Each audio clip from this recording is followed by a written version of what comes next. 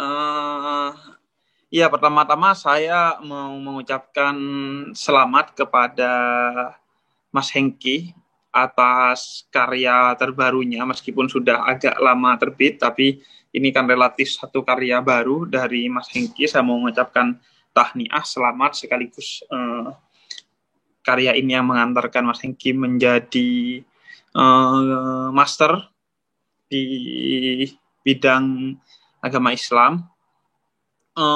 Sekaligus juga saya mau mengapresiasi karya dari Mas Hengki ini.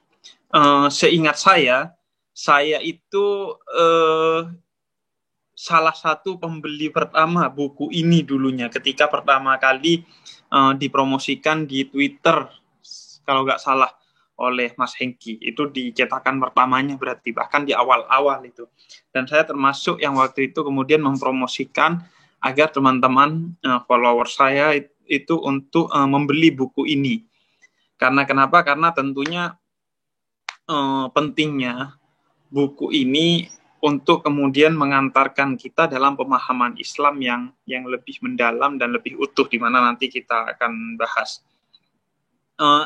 Pertama-tama sebelum masuk ke bukunya, saya ingin mengapresiasi dulu bahwa ini menjadi salah satu tren baru kayaknya di kalangan Nahdien, di mana perlombaannya bukan hanya dalam ngedalil, tapi juga sudah seperti Muhammadiyah, perlombaannya dalam mencari gelar-gelar akademis dan melahirkan karya-karya di bidang akademis. Kayaknya ini akan mulai ada arus baru doktor di NU dan master di NU yang ini saya rasa relatif baru dalam tradisi Nahdien. Jadi ini suatu tradisi yang perlu kita apresiasi bersama di masyarakat Muslim kita. Kemudian yang terkait dengan karya dari Mas Hengki, kaitannya dengan Yasir Audah dan teori Maqasidus Syariahnya, saya mau mengawali dari satu cerita dari Mas Ulil Afsar Abdallah. Mas Ulil itu cerita bahwa di antara tokoh utama yang mempengaruhi liberalisme Mas Ulil itu adalah justru Kiai Sahal, almarhum Kiai Sahal. Jadi beliau yang mempengaruhi liberalisme Mas Ulil. Jadi menarik ini. Orang kan menduganya bahwa dipengaruhi oleh Amerika, beliau di Amerika dipengaruhi oleh pemikiran-pemikiran Barat dan lain sebagainya. Ternyata justru pengaruhnya datang dari Kiai Sahal. Dan Mas Ulil bercerita waktu itu pengaruh terbesar Kiai Sahal, salah satu yang utama adalah pada pemikiran-pemikirannya terkait Maqasidus Syariah yang menjadi salah satu fokus Kiai Sahal, yang kemudian menelurkan satu tesis tentang fikih sosial, di mana keresahan ini sudah menjadi keresahan lama bagi banyak tokoh. Namun Kiai Sahal dengan powerfulnya beliau sebagai tokoh di bidang di masyarakat Nahdien, kemudian melahirkan satu fikih, satu kecenderungan fikih, yaitu fikih sosial, yang itu kemudian disinyalir oleh sebagian orang disalahpahami. Ini karena itu upaya untuk memasyarakatkan Maqasidus Syariah ini, salah satu tantangannya adalah pasti dicurigai ini sesuatu yang sifatnya liberalis gitu. Karena kenapa? Karena memang orang masih belum terbiasa dengan pola metodologi pencarian hukum yang berbasis secara metodologis ya terhadap Maqasidus Syariah itu sendiri gitu. Sehingga dicurigai, wah ini agenda-agenda Barat, ini agenda-agenda liberal gitu. Sehingga itu, padahal ini adalah sesuatu yang kalau tadi dicontohkan menarik garis lurusnya dengan Imam Ghazali, saya ingin menarik garis lurus apa yang dilakukan oleh Yasir Audah ini dengan Kiai Sahal Mubarak di Indonesia gitu. Biar contohnya gak jauh-jauh, bahwa ada satu upaya untuk menelurkan fikih sosial yang berbasis pada realitas di mana agama itu berjarak dengan fenomena-fenomena sosial yang ada di tengah kita. Nah, Itu kemudian walaupun saya sering sebagaimana disampaikan Mas Hengki tadi, saya sering mendorong orang-orang dalam beberapa kajian-kajian saya untuk menghadirkan maqasidus syariah dalam pencarian hukum, dalam falsafah hukum Islam. Namun saya sendiri kan sebenarnya ini sekaligus titik penting kajian ini dan buku yang ditulis oleh Mas Hengki ini. Jadi saya itu kan mendorong orang-orang untuk kemudian melakukan kajian-kajian dan pergerakan-pergerakan secara keislaman bukan hanya pada aspek hukum saja. Islam di Indonesia itu terlalu hukum sentris. Bahkan di dunia sekarang kecenderungannya adalah hukum sentris, kecenderungannya pada hukum. Kita itu begitu memberikan perhatian besar kepada aspek hukum dan begitu memberikan tenaga serta waktu yang begitu banyak untuk menerapkan hukum, ritual dalam pengertian itu, tapi kemudian sering kehilangan konteksnya, konteks sosialnya. Sehingga kita melihat fenomena kesalehan ritual yang sangat tinggi di masyarakat Indonesia, tapi kesalehan sosial yang sangat rendah di masyarakat Muslim Indonesia. Kita itu melihat orang subuh-subuh sudah pergi ke masjid untuk sholat berjamaah. Jumlahnya di beberapa musola bahkan ratusan atau puluhan di beberapa musola. Atau kita berangkat haji berbondong-bondong yang jumlahnya 240.000 Muslim Indonesia berangkat haji. Jutaan Muslim dunia berangkat haji setiap tahunnya. Belum lagi yang umroh. Jumlahnya akan lebih berlipat-lipat ganda lagi. Tapi apa dampaknya bagi peradaban? Dampaknya bagi masyarakat? Relatif minim, tidak sebesar, tidak seantusias, tidak semayoritas jumlah mereka yang pergi ke haji dan umroh setiap tahunnya. Ini kan menunjukkan bahwa syariat selama ini terlepas dari aspek makosidnya. Syariat dijalankan sebagai satu ritual yang sudah wajib bagi kita, yang kemudian ya sudah dia dijalankan sebagai bentuk persembahan kita kepada Allah Subhanahu wa Ta'ala. Gak ada aspek sosialnya, nyaris tipis aspek sosialnya. Karena itu saya mendorong untuk keberagamaan yang sifatnya bukan hanya hukum tapi tasawuf juga. Nah, karena kenapa? Karena itu tasawuf yang bisa membawa masyarakat pada pola penghayatan terhadap agama secara spiritual dan penyebaran manfaat dari agama secara sosial di masyarakat. Nah, posisi buku ini dan kajian tentang maqasidus syariah ini menjadi penting salah satunya di sini. Jadi kalau saya alih-alih memilih untuk menghindari hukum, karena selain saya memang bukan seorang yang concern dan mengkaji secara serius di bidang syariat Islam, juga lantaran menurut saya jalan keluarnya adalah dengan mengarahkan masyarakat untuk menebalkan keislamannya dengan tasawuf, dengan spiritualitas. Nah, posisi buku dan kajian ini penting karena masuk ke sesuatu yang menurut saya menjadi sumber kekurangan, bahkan sumber masalah di masyarakat Muslim di Indonesia khususnya, yaitu pola pikir tentang hukum itu sendiri. Jadi ini masuk ke titik masalahnya, bahwa pola kita dalam menjalani hukum itu sendiri memang tidak sebagaimana yang dikehendaki oleh Allah itu sendiri, yaitu adanya aspek maqasidus syariat, tujuan-tujuan syariat itu sendiri.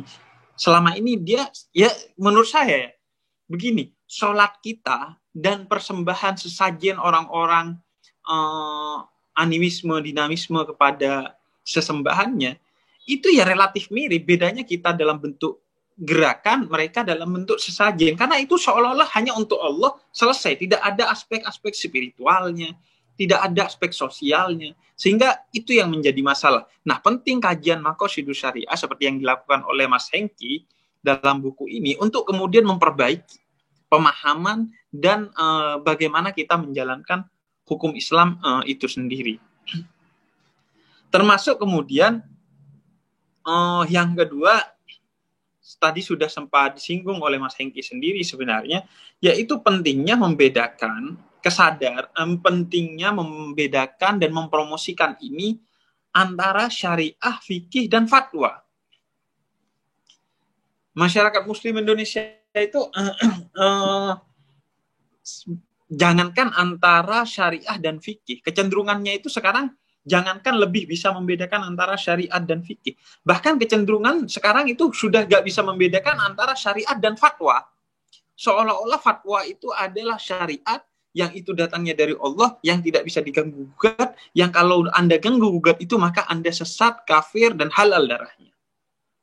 Padahal fatwa itu produk hukum dari satu lembaga atau satu orang, seorang mufti yang itu hanya mengikat bagi siapa saja yang ikut kepada lembaga atau mufti tersebut. Bahkan fikih sendiri menurut Yasir Auda tidak bisa dikatakan bahwa dia disakralisasi secara mutlak sehingga tidak bisa diganggu-gugat atau tidak bisa dipertanyakan atau diperdebatkan. Itu saja menjadi masalah karena fikih itu juga produk hukum yang lahir dari pemikiran manusia yang sifatnya bisa salah, ada kemungkinan kesalahan di dalamnya. Adapun syariat barulah itu yang sifatnya sakral, yang itu datangnya dari Allah dan Nabi Muhammad yang pasti sakralitas dan kesuciannya gitu. Nah, pembedaan ini menurut saya juga penting gitu. Saya memilih tidak banyak memberikan masukan kepada Mas Hengki karena terus terang saya waktu itu membeli bukunya di awal-awal, tapi saya baru baca sebagian, kemudian belum sempat, dan tadinya saya merasa punya momentum untuk membaca buku itu kembali di beberapa hari sebelum kajian ini, tapi ternyata saya sudah 4 hari lebih berada di jalan terus di luar kota, dari Jogja ke Jember kemarin, sekarang di Pasuruan, sehingga bukunya dan tidak dibawa, sehingga saya ingin lebih membahas tentang konten-konten pemikiran Yasir Auda itu sendiri gitu. Nah, kemudian yang selanjutnya adalah yang penting menjadi daya tarik dari pemikiran Yasir Auda ini bagi saya adalah karena kecenderungan hukum Islam selama ini hanya dibahas pada aspek apa dan bagaimana saja. Misalnya sholat itu apa sih? Oh, sholat itu gerakan yang diawali dari takbir dan diakhiri dengan salam. Kemudian bagaimana cara sholatnya? Cara sholatnya itu ketika takbir baca Allahu Akbar, ketika ruku baca ini, ketika sujud baca ini, ketika tasyahud awal, tasyahud akhir baca ini. Itu yang dipelajari oleh kita dari kecil dan diajarkan oleh guru-guru kita sebagian besar. Padahal yang juga penting bahkan menjadi nyawa dari syariat itu adalah aspek kemengapaannya. Mengapa seseorang dibuat sholat? Apa tujuan dari sholat itu sendiri? Sehingga orang akan memaknai sholatnya dengan benar, sehingga sholat itu betul-betul memiliki dampak sosial dan dampak spiritual bagi dirinya dan masyarakatnya. Nah, aspek mengapa ini yang menyebabkan sebagian orang bahkan memilih, ya sudah saya gak sholat saja, toh saya sholat dari kecil gak tahu maknanya dan gak ada manfaatnya bagi saya kecuali untuk persembahan kepada Allah gitu. Kalaupun sholat, ya sholat dijalani sebagai ritual saja. Karena itu pemikiran tentang maqasidus syariah, tentang tujuan itu menjadi sangat penting untuk menguak makna dari setiap hukum Islam itu sendiri. Kemudian yang ingin saya apresiasi dari buku Mas Hengki yang mengulas tentang pemikiran Yasir Auda ini, karena sudah lebih jauh, bukan hanya menempatkan, tadi sudah sempat disinggung, bukan hanya menempatkan maqasidus syariah secara individual, tapi sudah menarik jauh ke aspek universal dan sosial. Misalnya hifduddin, menjaga agama, itu bukan tentang menjaga agama Islam, tapi menjaga kebebasan beragama dan berkeyakinan masyarakat beragama di seluruh dunia, atau konteksnya Indonesia di seluruh Indonesia. Jadi diperluas, bukan hanya individu, tapi sosial dan universal. Atau hifdun nafas. Hifdun nafas bukan hanya tentang menjaga diri, tapi menjaga hak asasi manusia. Bukan hanya kita, tapi seluruh manusia. Begitu juga tadi disinggung oleh Profesor, hifdul akal. Bukan hanya menjaga akal pikiran dengan tidak homer dan lain sebagainya, tapi menjaga tradisi berpikir ilmiah dan menjaga tradisi kebebasan berpikir itu juga adalah bagian dari hifdzul akal. Nah, perluasan itu yang kemudian dilakukan oleh Yasir Audah. Kemudian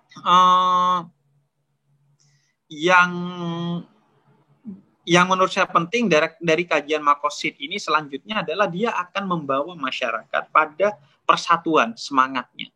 Arahnya akan membawa kepada persatuan dan kemaslahatan. Itu menurut saya dua kata kunci. Dalam artian gini, kita ini sekarang problem kita itu adalah perpecahan di mana-mana yang sumbernya sama-sama adalah hukum Islam itu sendiri atau kerajinan atau kesemangat kepada Islam itu sendiri.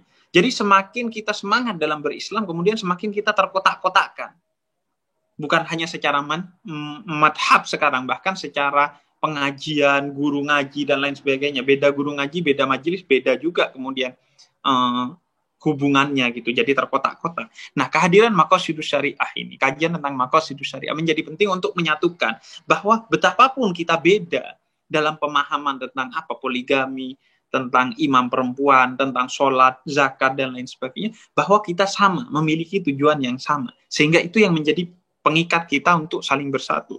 Dan juga orientasinya adalah maslahat. Sehingga ketika orang beragama, orang tahu bahwa agama ini bukan sekedar persembahan untuk Tuhan, gitu, tapi untuk kemaslahatan dirinya.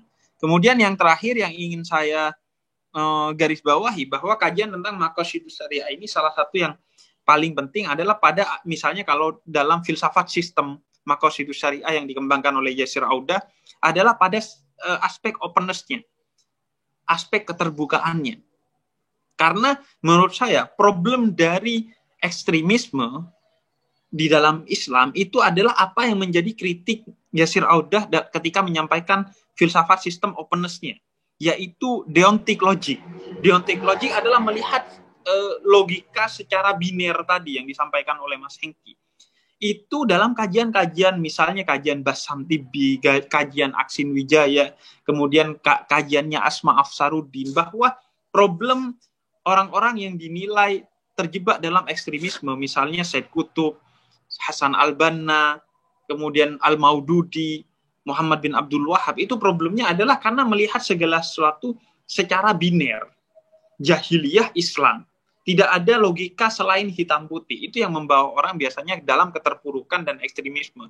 Nah, kajian tentang filsafat sistem Maqasidus Syariah yang berbasis keterbukaan tadi, itu membawa kita merevolusi pemikiran kita, sehingga kita tidak terjebak dalam logika yang biner tadi. Dan sekaligus yang wellness tadi, holistik tadi, itu menjadi sesuatu yang penting dalam filsafat sistem Maqasidus Syariah yang disampaikan dan diajukan oleh Yasir Audah. Karena akhirnya kita itu dalam mengkaji tidak hanya berorientasi pada sebabnya. Oh, kenapa kita suruh sholat? Oh iya, karena itu Allah yang suruh. Oh, karena itu jelas dalilnya. Oh, karena itu qat'i di dalam Quran dan hadis. Tidak hanya itu. Jadi ketika berbicara hukum tidak hanya sebabnya, tapi tujuannya juga dibicarakan. Karena seringkali kita itu hanya berorientasi kepada sebab dalam segala hal, bukan hanya hukum. Misalnya, kenapa satu ayat ini begini? Oh ya, karena asbabun nuzulnya seperti ini. Tapi secara konteks lahirnya ayat atau konteks keluarnya hadis itu begini. Tapi konteks hadis atau ayat itu akan digunakan, itu sering diabaikan. Bagaimana konteks yang dimana orang akan menggunakan itu? Ini yang sering menjadi kritik saya, bahwa ini yang sering membawa orang kemudian pada semangat kembali kepada Quran dan Sunnah. Bukan berangkat dari Quran dan Sunnah. Sehingga kembali semua ke masa lalu. Karena yang dikaji hanya sebabnya, bukan tujuannya. Nah, pentingnya Maqasidus Syariah ini kemudian melihat secara holistik. Bukan hanya sebabnya, tapi tujuannya. Sehingga agama ini konstruktif. Maju. Tidak mundur, tidak jumud, dan tidak destruktif gitu. Bukan hanya tidak berjarak dengan realitas, tidak berkelahi juga dengan realitas. Karena sering agama itu berkelahi dengan realitas karena hilangnya aspek tujuan dari agama itu sendiri. Kemajuan dianggap keburukan, kemajuan dianggap kesesatan, dan lain sebagainya.